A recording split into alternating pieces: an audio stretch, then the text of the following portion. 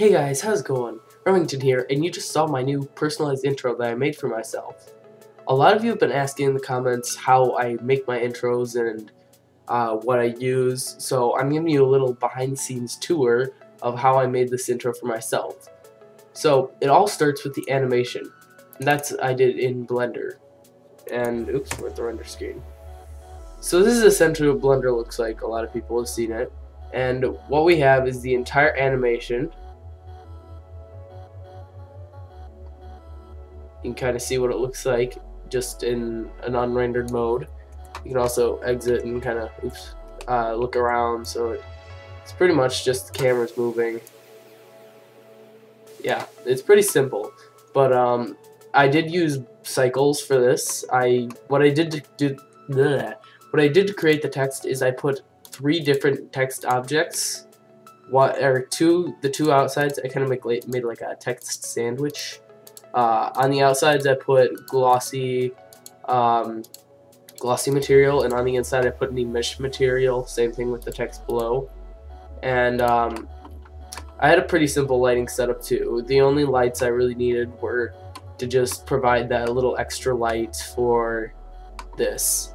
Originally it was going to be rendered with a backdrop such as this, but when it does render I would have had to have the samples a lot higher, because you can see, if I give this some time to render, you can see that like it takes much longer than just normally, simply because it has to accommodate for all those things. And even with 100 samples right now, I could go higher, much higher, but I kept it here and kept it constant just to make it a bit more, or a bit easier. But you can see how long it's taking. This is probably like 3 frames without this. So if I were to take this out and now render it, you can see it's already pretty much rendered the entire thing just like that. And after this I rendered it, and I rendered it with just the plain gray background, as you can kind of see here. I can show you that rendered clip now. So this is what it looked like when I initially rendered it.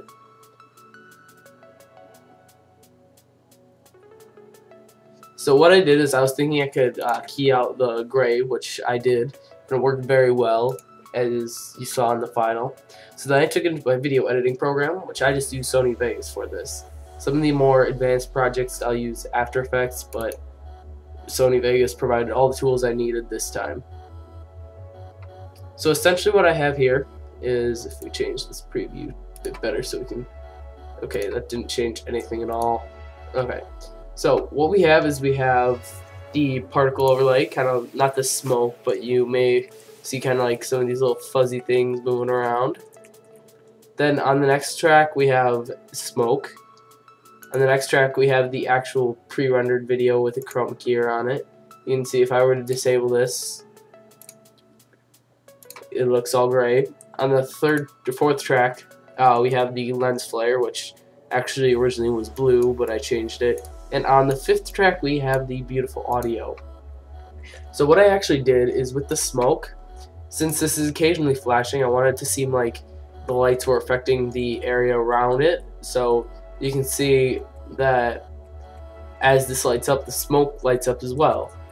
And I thought this added kind of a cool little effect to the entire process, because it made it a bit more realistic, and it made the lights more interactive with their environment.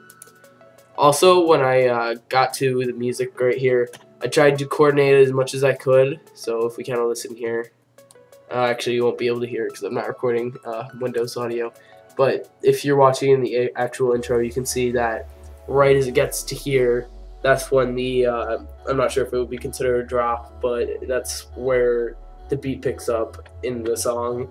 And the actual song I used was from No Copyright Sounds. If you guys are ever looking at putting music in here, I strongly advise going here, because these guys have all like no copyright stuff. And the specific song was Laszlo Fault of Light, and it's both these people are, well, No Copyright Sounds is great for anybody on YouTube because it's all Creative Commons. You won't get flagged for anything, and it's pretty dang helpful to anybody who wants to do anything.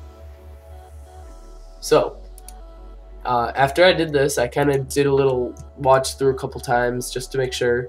I actually did originally have this blue, as I said before. You can see that in the thumbnail, but I've decided I want it to fit a bit better, so I added a HSL adjust and just adjusted the hue. That's the same thing I did with the smoke to these tiny little segments. I just added a little color change to it. And also with the particles, they originally a lot more, you can kind of see, they're a lot more defined right here. It's a bit hard to see because they're just little pixels, but you can see they were really small dots. Basically what I did is I just blurred them up a bit, so they, instead of being those little dots, they were these big particles that you see floating around the screen. Originally they'd probably be like 1/10 of this size. From here I just went ahead and rendered it. Did I change anything? I don't know. I don't think so.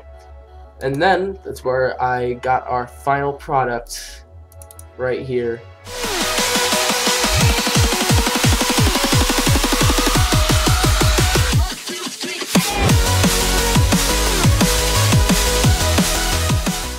Now for the little particles and smoke effects, I used a program called, well, it's not a program, it's a visual effects package called Action Essentials 2, and it's a really great product. I can't remember what it is, how much it costs, but it's really helpful, and I use almost everything in it. So if you guys are also looking for something like this is great for little short films as well, kind of like my messing around with After Effects.